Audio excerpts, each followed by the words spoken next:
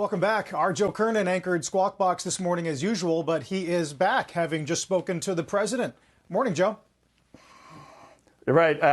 Kind of out of the blue, Carl. I speak to the president occasionally, but just received a call from him. Said he spoke to Vladimir Putin yesterday and spoke to MBS today.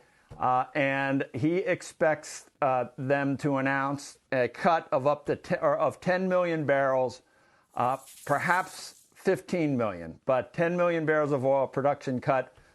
They could be as high as 15 million. And I assume that he's going to come out and in some fashion with an announcement or a tweet saying as much. And he characterized it in his words.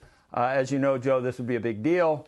And after speaking, as I said, with Vladimir Putin yesterday, and we knew that that something perhaps was in the works in terms of those two countries, frenemies, I guess we'd call them. But 10 million expects that, and he phrased it very carefully. I expect that announcement to come. 10 million, maybe as high as 15. So that's what I have, Carl. Just I was throwing a tennis ball with my German shepherds when I got called in here. They had to put on a shirt, and what you just never know.